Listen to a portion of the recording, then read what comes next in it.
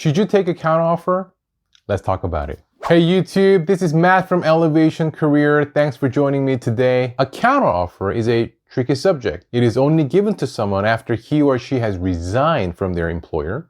At first, it may feel somewhat flattering that your boss would make the effort to try and keep you like this, and you may feel bad not to take it because it may seem like you're rejecting for the second time, especially after all their effort. However, at the same time, if you accept the counteroffer, that means you are going back on your word and your commitment to the other company who took the initiative to make an attractive offer to you first, that you in fact already accepted and signed, not to mention burning the bridge as a result. So before you make this important decision, what are the pros and cons that you should consider? In this video, I'm going to break them down for you so that you can make the best informed and most advantageous decision for your career. And after we look at the pros and cons, I'm going to attempt to answer the question, should you take a counteroffer? So make sure that you stay until the end. Let's start with the pros. Number one, the employer likes you. It's a clear indication that they like you and do not want to lose you. If they didn't value what you bring to the table, they wouldn't go through the hassle to come up with a new offer and get it approved so quickly. Number two, familiarity. And the second advantage is familiarity. You already know your boss, your colleagues, stakeholders, systems, and etc. You don't have to build new relationships or get used to new environments. Which leads to my third point, and that is convenience. You don't have to fill in new forms, go through the transition, new onboarding process. It's just easier. There you go. They like you. You already know the people, and it's convenient. It's perfect, isn't it? Why should I not take a counteroffer every single time? Well, before you make up your mind, let's consider the cons. The disadvantages are a bit more subtle, so we need to pay attention. The first point is this. Do they really love you? I get it. As soon as you said you resign, they have not stopped asking you to reconsider, arranged all these meetings with senior managers to tell you how much they appreciate you, your work, and they even bumped up your salary. But let's think about that for a moment. If they genuinely appreciated you so much and valued you, why didn't they give you all these things earlier? Why did it have to take a resignation for them to express their appreciation? So what was going to happen if you didn't resign? Were they planning to keep lowballing you since you are not quitting? Not only that, counteroffers are not uncommon.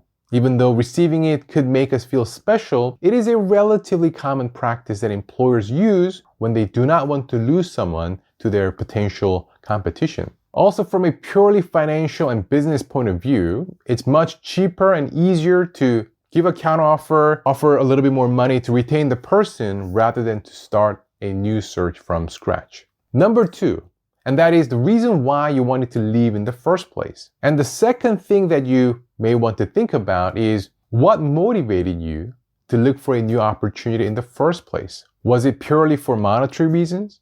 Or were there other changes and factors that you were looking for, such as growth, new opportunity, learning potential, and etc.? Chances are, though not always, accepting a counteroffer and staying at the same company will not give you the changes you're looking for, the reasons why you decided to search for a new opportunity in the first place, except maybe for compensation.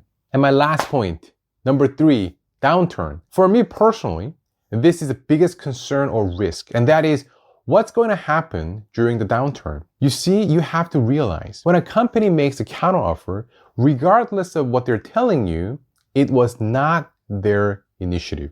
Meaning, it was not their volitional decision, but rather they were, in a sense, forced to offer all these extra benefits. And quite suddenly at that too, because you told them that you're leaving. Sure, they were willing to make special approval this time because they were desperate. But what's going to happen? What do you think is going to happen when the dust settles? You know, when they're not desperate anymore and they're going through their numbers and budget, and they remember how they had to give you a huge increment in order to keep you. How do you think they'll feel about it then? And what about when the next downturn comes and the employer has to reduce budget and cut costs? Who do you think they will likely target? Of course, I'm not saying this is what's going to happen every single time, but I am saying what would be a natural or likely choice? What would be the logical decision if you were the decision maker? So should you take a counteroffer? Well, before I answer that, if you found this video helpful, why not click the like button below and leave a comment? If you have any questions, please feel free to ask in the comment section too, and I'll do my best to answer them all. So should you or should you not take a counteroffer? Well, at the end of the day, it's up to you. It really depends on the specific situation you're in.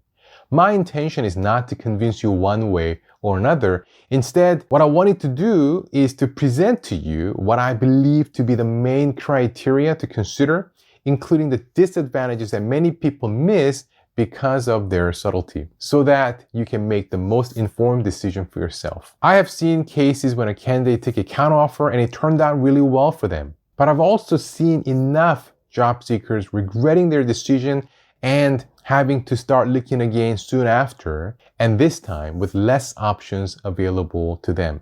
So here is my general rule of thumb when it comes to the counteroffer decision. It really boils down to two requirements. The first one is your relationship with your boss. Do you believe that your manager is someone who can guide and help you advance in the long run? Somebody who will stick around, who can support you for years to come. And I am reasonably certain that your manager or your boss will stay long enough with the company to be able to do that for you. And the second requirement is the employer making an irresistible offer that you can't refuse. I'm not talking about the company simply matching the salary. What is the point of taking a counteroffer that is only as good as the other one? I mean, your employer has clearly not been paying you what they believe you're worth for all this time. And even now, as they're giving you a counteroffer, they're only matching the other salary? I mean, come on. What is the prospect of you being properly compensated in an environment like that? So when I say an irresistible offer, I'm talking about the employer going above and beyond and making an offer that you'd be a fool not to take. For example, are they offering you a title promotion, compensation that is way better than the other offer, or some other changes that you simply can't live without? If your counteroffer satisfies both of these criteria, then it could be a worthwhile option. If not, however, there are probably too many disadvantages and risks that the counteroffer isn't likely worth it. We talked a lot about compensation in this video. If you find salary negotiation difficult or awkward, check out this video on the screen or down in the description. Thank you for watching. See you soon.